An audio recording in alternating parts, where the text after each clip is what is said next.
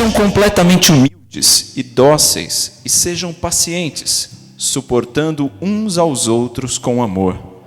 Façam todo o esforço para conservar a unidade do Espírito pelo vínculo da paz.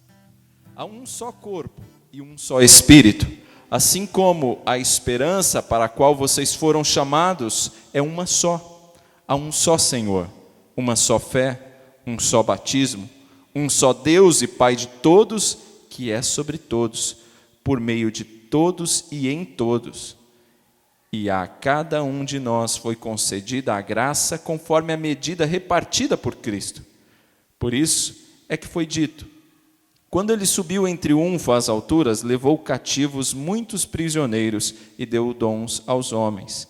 Que significa ele subiu, senão que também havia descido às profundezas da terra? Aquele que desceu é o mesmo que subiu acima de todos os céus, a fim de encher todas as coisas.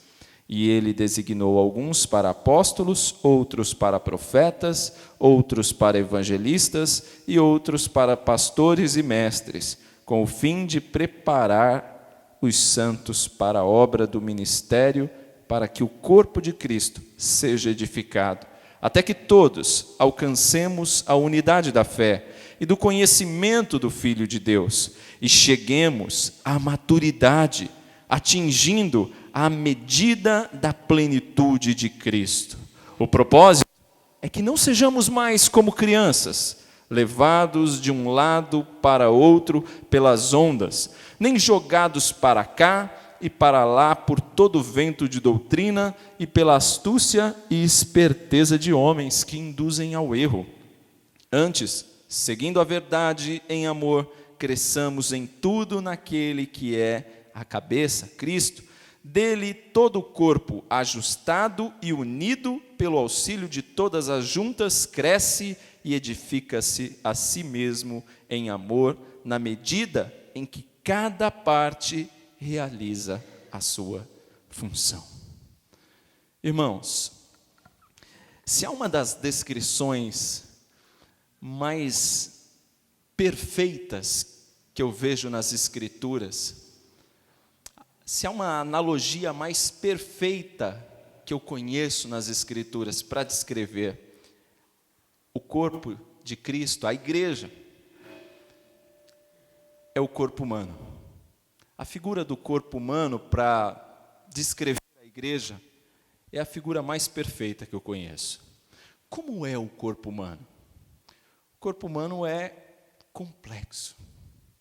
Não é à toa que quem faz medicina tem que estudar pelo menos 6 anos, depois mais 2 e depois mais alguns, se quiser fazer outras especializações. Porque o corpo humano, de fato, é complexo. Você não vê o corpo humano funcionando se suas partes estiverem separadas umas das outras. Por exemplo, digamos que você pegue o pulmão e coloque no canto da sala e deixe ele lá. Você não vai ver o corpo respirando com o pulmão lá. Ele não funciona assim, separado. Da mesma forma, a igreja também não funciona com pessoas separadas. Ela precisa de unidade para funcionar. Veja que como no corpo humano nós temos peças conectadas, ligamentos, músculos, ossos, partes que estão intimamente conectadas e fazem com que o corpo funcione. Assim também é a igreja de Cristo. Quando um membro conectado ao outro, quando há unidade, há comunhão, o corpo funciona bem. O corpo funciona bem. O corpo está vivendo em dignidade, conforme Paulo chama a atenção aqui neste texto. Por isso eu digo que não há uma analogia tão bela quanto essa, tão perfeita para descrever a igreja. O que Deus requer da sua igreja é unidade. Unidade é o padrão de Deus à sua igreja. E é por isso que o Senhor deu dons à sua igreja, para aperfeiçoá-la, para fazer com que vivamos unidos. A saúde do corpo depende dessa unidade. Não há um corpo saudável sem unidade. Irmãos, se você observar aí no verso 1, Paulo se identifica como prisioneiro. Ou seja, Paulo estava preso quando escreveu essa carta. Ele não se identifica como um prisioneiro de Roma, mas um prisioneiro de Cristo. Ele é um prisioneiro de Cristo e está em Cristo. Paulo faz questão de ressaltar isso, para mostrar que a sua missão é fazer a obra de Cristo. E é alguém que está preso e não se preocupa consigo, mas se preocupa com a saúde da igreja. E ele diz aos irmãos: rogo-lhes que vivam de maneira digna da vocação que receberam. É interessante esse versículo, essa expressão rogo. Essa expressão rogo no original, em que o texto foi escrito, que é o grego, é uma expressão muito forte. Ela não é um simples pedido. É uma súplica contundente, é o equivalente a implorar. Irmãos, eu imploro, eu insisto com vocês a respeito deste assunto, porque esse assunto é importante demais para a vida da igreja. É um assunto vital para a igreja. Por isso ele roga, por isso ele pede com insistência, por isso ele faz questão de frisar: rogo a vocês, irmãos. Ou seja, ele insiste com os irmãos. E para quê? Eles insistem para que os irmãos façam o quê? Vivam de maneira digna da vocação a que vocês foram chamados. Se a gente se lembrar bem do que diz os 3 capítulos anteriores, Paulo, nos 3 capítulos anteriores, ele falou sobre doutrinas cristãs. Ele falou de coisas importantes, como, por exemplo, falou de predestinação no capítulo 1. Falou de como estávamos sem Cristo, estávamos mortos nos nossos pecados, e como Deus nos salvou pela sua graça. Expandiu aí, deu explicações claras a respeito da salvação pela graça. Depois, Paulo falou do grande mistério, de como Deus uniu povos tão diferentes, quebrando barreiras e formando um só, a sua igreja. A igreja de Cristo, que é comparada ao corpo, cuja cabeça é Cristo. Depois de falar de assuntos teológicos, doutrinas tão importantes, Paulo então, quando chega no capítulo 4, ele vai à parte prática, porque a doutrina necessariamente precisa de conduzir à prática. A nossa teologia, o conhecimento que temos, precisa nos conduzir à prática. Porque se isso não acontecer, há algo de errado na nossa teologia. Há algo de errado no nosso conhecimento. Precisa de nos levar à prática. Por outro lado também, a experiência pura e simples sem o conhecimento também é perigoso. Porque a experiência sem o conhecimento vai levar a abusos, a equívocos. E, portanto, essas duas coisas precisam andar juntas. E Paulo, então, está chamando a atenção dos irmãos. Agora que vocês já entenderam, vivam, andem, na outra tradução, na Ara, andem de modo digno. Vivam de modo digno da vocação a que vocês foram chamados. É o equivalente a dizer: olha, já que vocês agora entenderam que estão em Cristo, foram juntados a Cristo, essa união mística com Cristo, agora então, vivam à altura do que Deus requer de vocês. Vivam dignamente. E como é esse viver dignamente? Como é esse viver digno? 2 palavras resumem muito bem o que é esse viver digno. A primeira delas é unidade. E a segunda, santidade. Do verso 1 ao 16, Paulo fala sobre unidade. E do 17 até o fim do capítulo, ele vai falar sobre santidade. Essas 2 expressões, essas 2 palavrinhas, resumem muito bem o que é um viver digno da vocação a que fomos chamados. Unidade. É sobre esse assunto que eu quero falar com vocês essa noite. Irmãos, nós fomos chamados para viver unidos e não separados. O corpo não funciona bem separado, lembra? O Senhor Jesus, quando orou pelos seus discípulos, o texto que o diácono Lucas leu, João capítulo 17, ali na oração sacerdotal, Jesus orou pelos seus discípulos. Naquela oração, o que Jesus pede mesmo? Irmãos, Jesus ali fala sobre santidade, né? Olha, vocês estão no mundo, mas vocês não são do mundo, e eu peço ao Pai, não que tire vocês do mundo, mas que livre vocês do mal. Aqui ele está falando de santidade, separação do mundo. Olha só que curioso, separação do mundo. Santidade é separado do mundo, dos seus valores contrários a Deus. Portanto, santidade, Jesus fala ali. E Jesus também fala no verso 23 desta oração sobre unidade. Ele ora ao Pai para que os discípulos sejam um. E que assim, à medida que eles vivem em unidade, o mundo conheça quem Jesus é. Sabe como o mundo vai conhecer Jesus? Através de nós, quando vivermos em unidade. Se o mundo não nos ver vivendo em unidade, vai ser difícil para eles conhecerem Jesus através de nós. O melhor testemunho que nós podemos dar ao mundo de Jesus é vivendo em unidade. Vivendo em unidade. Então aqui nós temos um equilíbrio no Novo Testamento, muito claro nessa oração, de unidade e separação. Precisamos de unidade, vivermos em comunhão, mas precisamos de separação. Separação do mundo, dos seus valores contrários à palavra de Deus. E é por isso que Jesus ora aqui. Como eu disse, a nossa teologia tem que nos levar a essa prática da santidade e da comunhão. Agora, irmãos, Deus não pode aceitar que o seu povo não experimente a verdadeira comunhão. Deus não aceita isso do seu povo.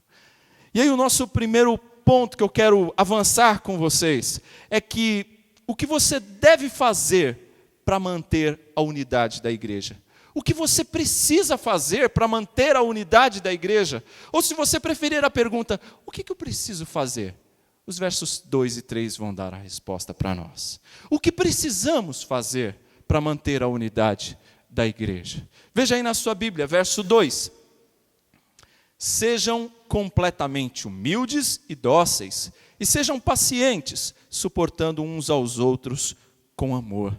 Façam todo o esforço para conservar a unidade do Espírito pelo vínculo da paz.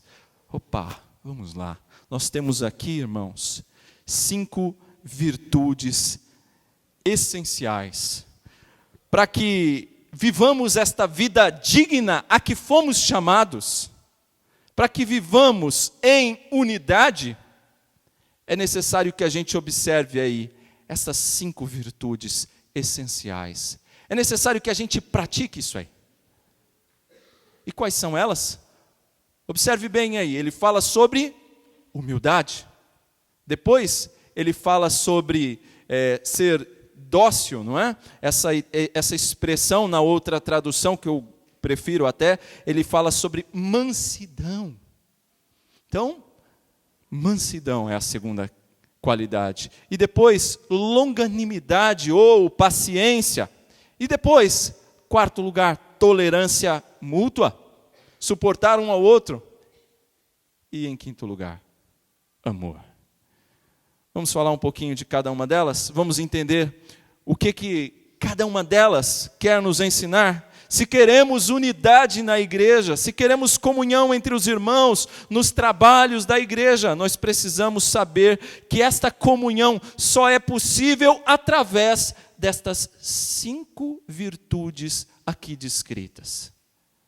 E a primeira delas é a humildade. Essa expressão humildade, ela é muito citada nas Escrituras e muito mal compreendida também. Vamos entender como é que eles enxergavam humildade naquela época.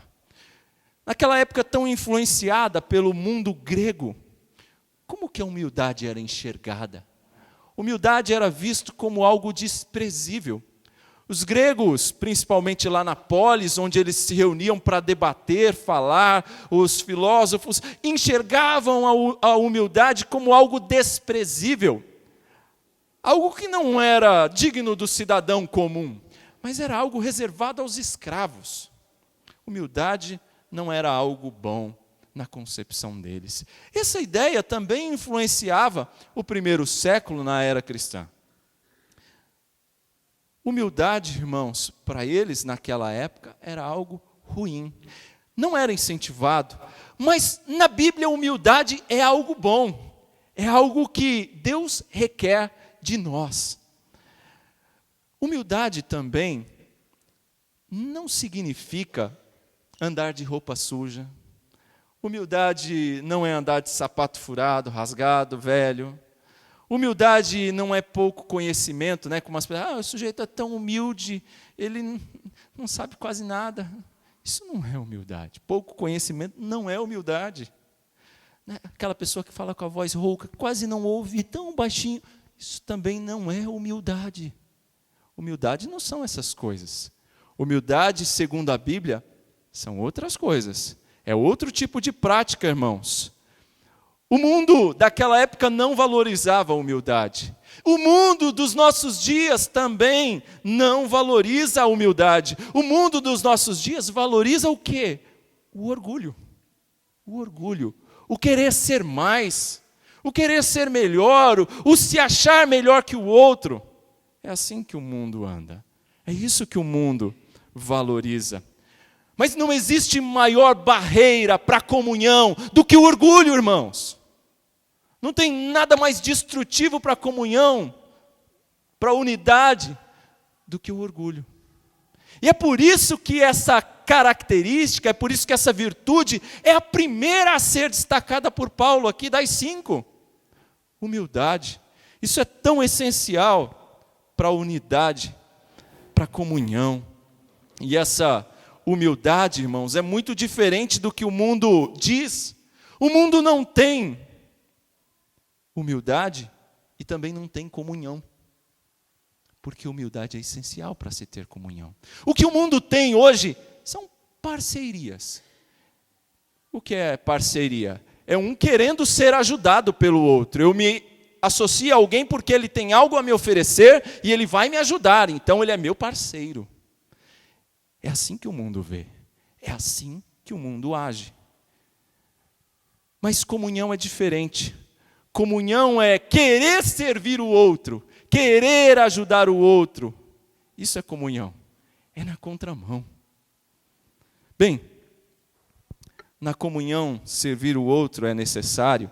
A humildade faz parte da vida cristã. Irmãos, humildade é não pensar de si além do que convém. Você pode muito bem pensar sobre si, e deve pensar sobre si, mas não além do que você é de verdade. Não além do que você é. Você deve respeitar o outro, sabendo que você não sabe de tudo.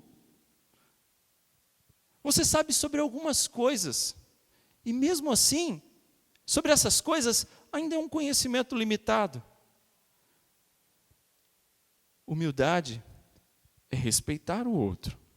Humildade também é disposição para servir. E é disposição para reconhecer a nossa dependência de Deus.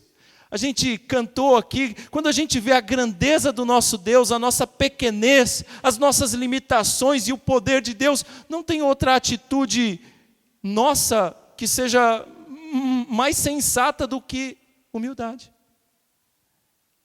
Alguém já disse que a essência da vida cristã são 3. Em primeiro lugar, humildade. Em segundo, humildade. Em terceiro, humildade. Aquele que sabe que é pó, que foi criado do pó e que voltará ao pó, não pode ter outra atitude se não for de humildade. Humildade é tão essencial para o corpo.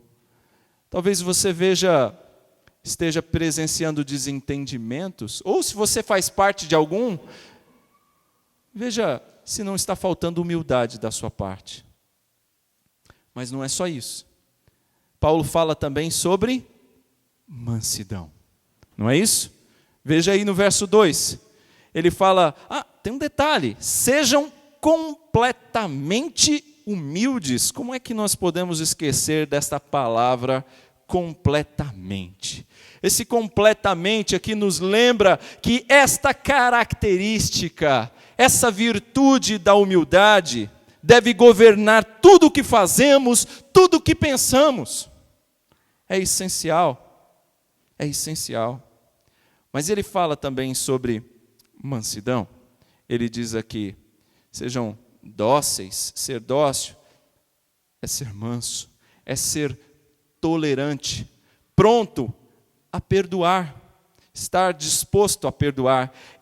Em outras palavras, abrir mão do seu direito. Quer um exemplo claro disso? Abraão, com o seu sobrinho Ló. Ele olha para o seu sobrinho, ele tinha todo o direito de escolher onde ele queria ir, qual caminho ele olha para o seu sobrinho e diz, pode escolher para onde você quer, qual o lado que você quer ir. O lado que você escolher, eu vou para o outro lado. E o seu sobrinho escolhe aquele mais bonito, né? E ele fica com o outro. Mansidão. Ele abriu mão do seu direito em favor do seu sobrinho Ló. Isso é um exemplo de mansidão. Irmãos, mansidão não é fraqueza. Mansidão é exatamente o controle dos fortes. Mansidão está associado a domínio próprio. Não é uma fraqueza, não é uma pessoa tola, boba, não. Mas é uma pessoa que sabe manter sob controle a sua força. Jesus era manso. Quando nós lemos as palavras do Senhor Jesus, no Evangelho de Mateus, capítulo 11, verso 29, Jesus diz o que lá? Ele diz, olha, tomem sobre vós o meu fardo, vinde a mim. E ele fala que devemos aprender dele. Por quê? Porque ele diz que ele é manso e humilde. Jesus tem essas duas qualidades aqui, ele destaca de si mesmo, porque eu sou manso e humilde. Aprendam de mim, Jesus disse. O Senhor Jesus fala, aprendam de mim porque eu sou manso e humilde de coração. O que Jesus fez? O texto que nós lemos, Filipenses 2, diz que Jesus se esvaziou. Jesus, sendo Deus, não fez questão de trazer à tona o seu poder, a sua igualdade junto ao Pai, mas ele abdicou disso, vindo ao mundo, se fazendo homem, morrendo pelos nossos pecados, apanhando. Jesus poderia ali, enquanto estava pessoas o insultando, Jesus poderia fazer descer fogo do céu e dissipar aquelas pessoas, mas Jesus não fez nada disso. Jesus manteve sob controle o seu poder. Jesus poderia ter destruído. Jesus não precisava ter ido à cruz até mesmo. Jesus tinha poder para fazer com que tudo isso cessasse. Mas ele controla tudo isso. Irmãos, Jesus deixou-se crucificar. Ele poderia ter acabado com aqueles seus algozes ali. Sem mansidão, irmãos, não há comunhão. Há sempre motivos para atacar uns aos outros. Há sempre motivos para que possamos nos atacar. Mas sem mansidão, não há comunhão. Eu já ouvi dizer que crente é igual porco-espinho, né? Que quando tenta se unir, se machuca. Porque o espinho está lá. O espinho está lá. Às vezes isso acontece sem querer. É verdade. Às vezes acontece por querer também, eu sei disso, é verdade. Mas é necessário mansidão para que possamos ter comunhão. Abrir mão dos nossos direitos, suportar o ônus, o prejuízo, para que tenhamos comunhão. É só isso? Não. Olha o verso 2, ele continua falando. Precisamos de unidade, de comunhão, mas há necessário mais algumas coisas aqui, além da humildade, além de ser dócil ou mansidão, nós precisamos também de ser pacientes, longânimos. O que é longanimidade ou paciência? É aguentar pessoas provocantes. É isso mesmo. É suportar pessoas provocantes, assim como Cristo aguentou. Assim como Cristo suportou. É aquela pessoa, irmãos, O longânimo é aquela pessoa que não se irrita facilmente. Não é aquele que eu vou contar até 3. Não. Não é aquele que conta até 10. É aquele que conta até 1 milhão. Esse é o longânimo. Isso é longanimidade. E como Jesus suportou, não? Como Jesus foi longânimo para com a gente. Já parou para pensar quantas vezes a gente falha com o Senhor? E quantas vezes o Senhor não demonstra paciência, longanimidade para com a nossa vida? Quer entender melhor longanimidade? Você vai lembrar agora. Aquele ensino de Jesus para Pedro. Pedro já doido para falar, agora eu estou ali, atingiu a meta de perdão. Ele chega para Jesus e fala, Senhor, até quantas vezes eu devo perdoar o meu irmão? Doido para que Jesus desse um número e ele falasse, atingido, daqui para frente eu posso me estourar. E Jesus, ele fala, 7, Senhor. E Jesus diz para ele o quê? 70 vezes 7. Para aqueles que gostam de fazer conta, Jesus não estava querendo dizer para Pedro que é 490 não, tá?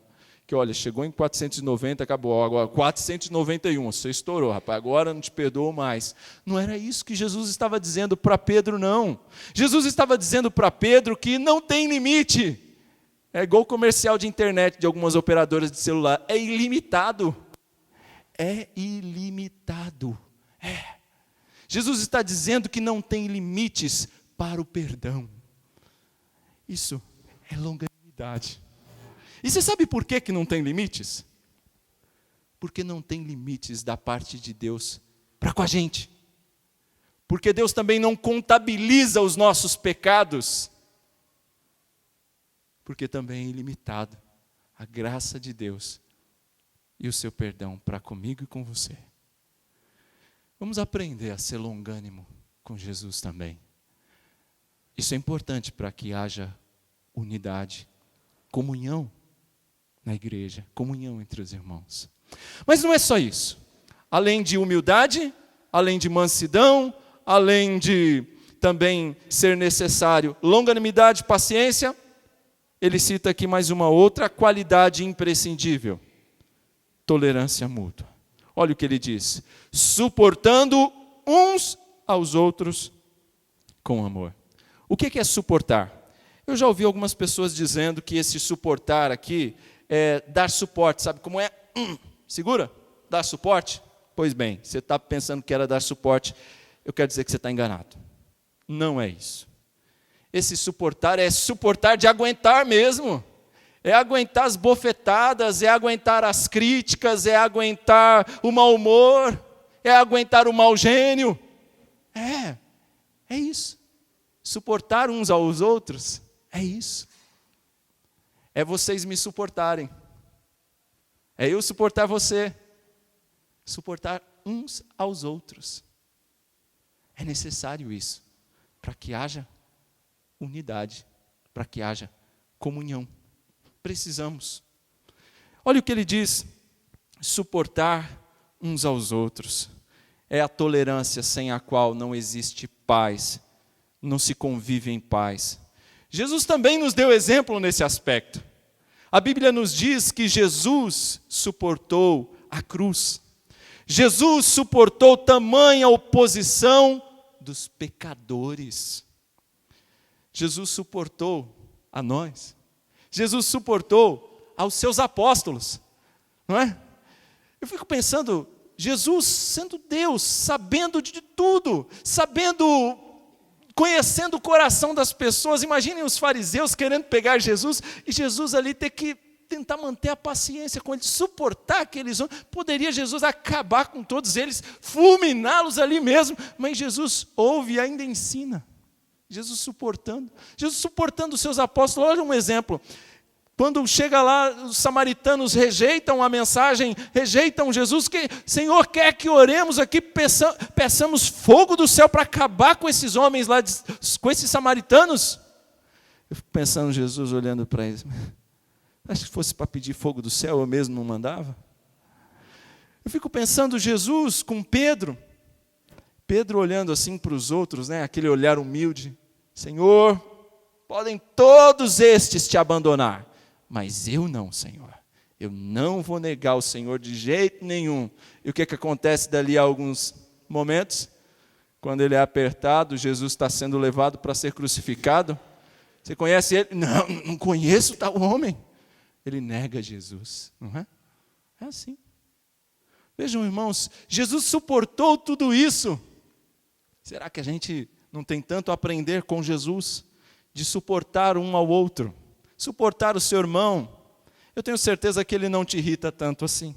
Eu tenho certeza que ele não faz o que você faz com Jesus, o que eu faço com Jesus. Precisamos suportar uns aos outros, tolerância mútua.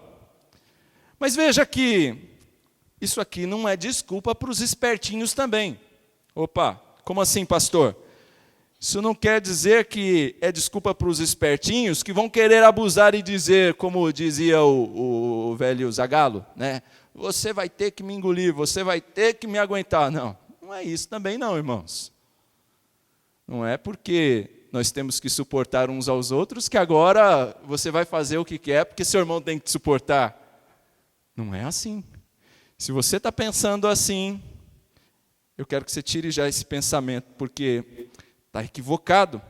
Esse tipo de pensamento é de alguém que não faz parte do corpo. É de alguém que está entre nós, mas não é dos nossos.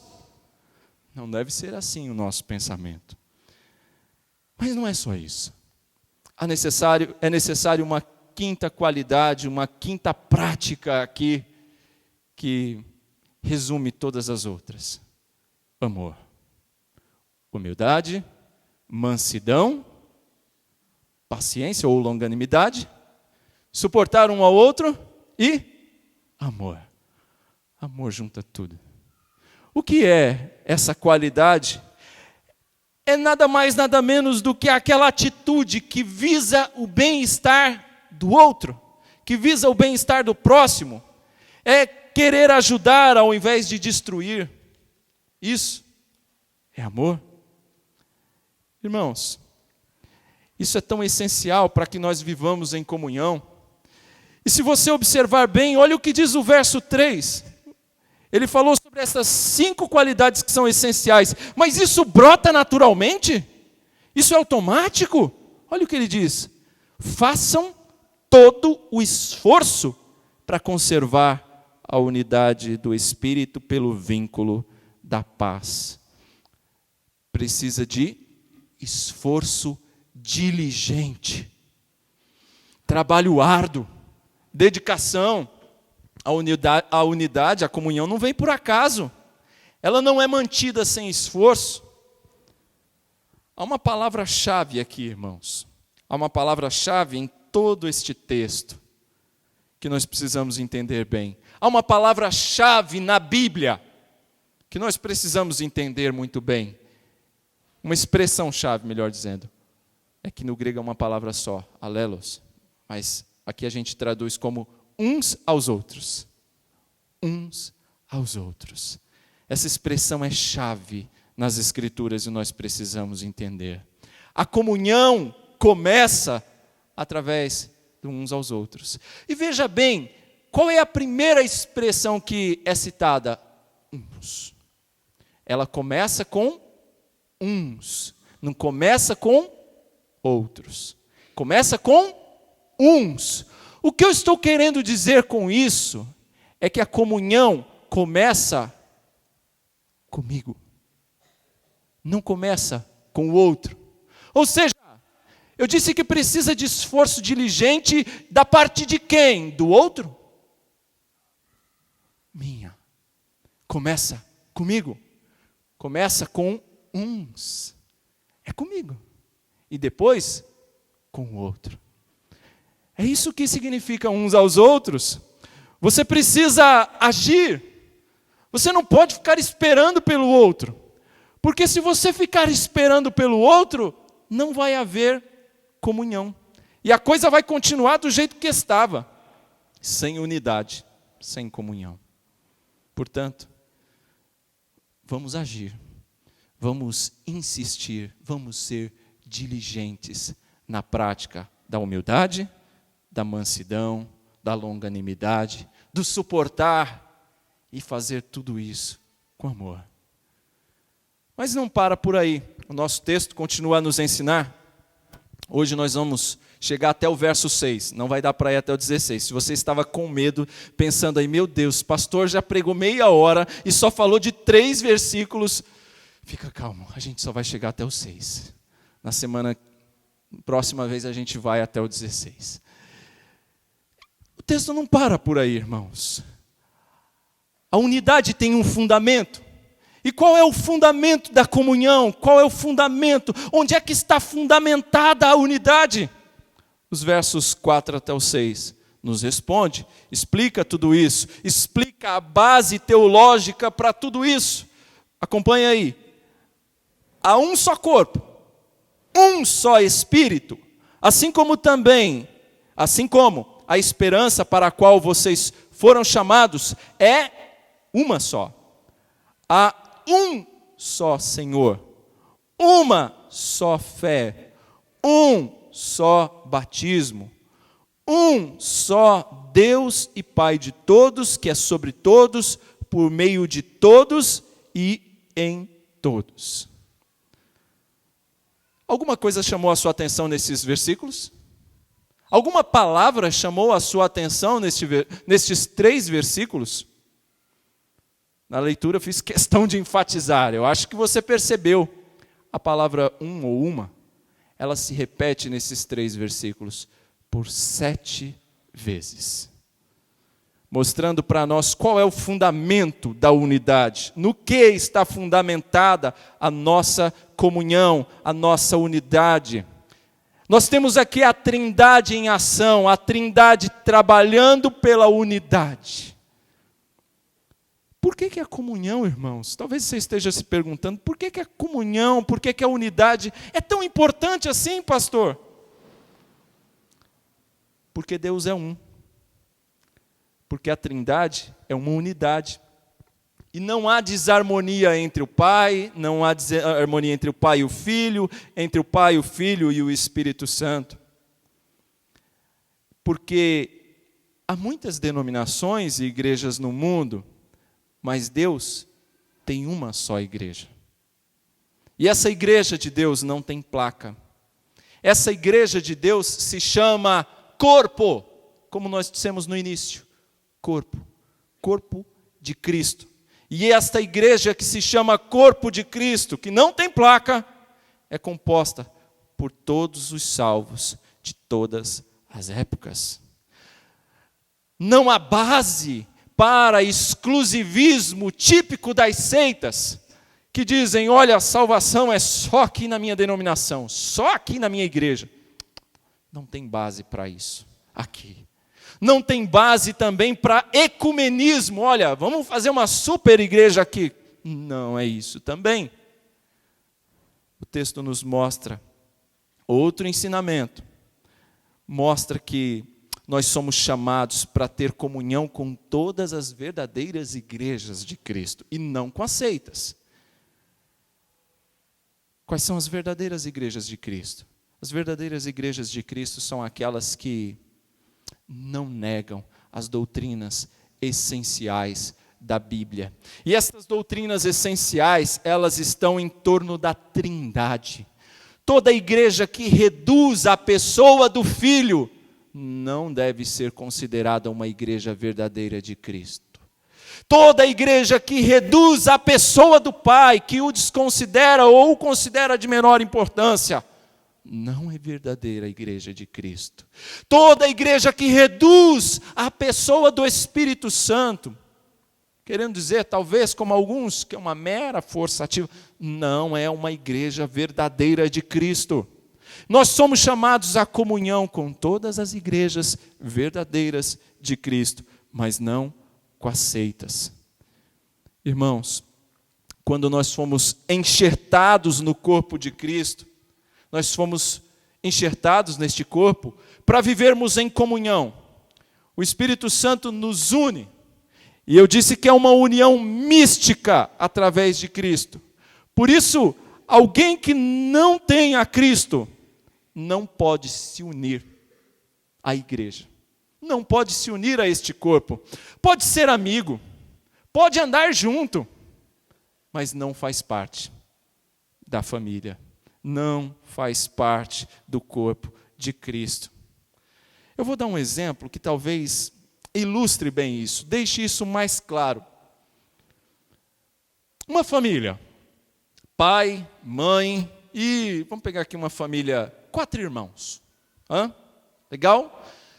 Essa família, os filhos começam a crescer, aí um filho vai lá para o Amazonas, o outro vai para o Rio de Janeiro, o outro vai para a Bahia e o outro vai para o Sul, para o Paraná.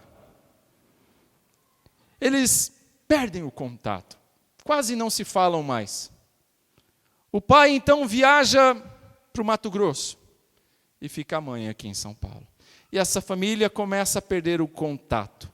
Eles deixaram de ser família? Não, continua sendo uma família. Continua lá existindo o pai, a mãe e os filhos. Aqueles filhos continuam sendo irmãos entre eles.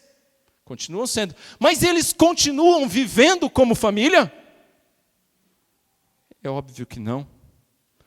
Ninguém dissolveu o conceito de família. Eles continuam sendo família, mas não vivem mais como família. Irmãos, assim também pode acontecer com a igreja, com o corpo de Cristo. Nós podemos viver domingo a domingo aqui juntos, mas desvinculados uns dos outros. E ainda achando que está bom.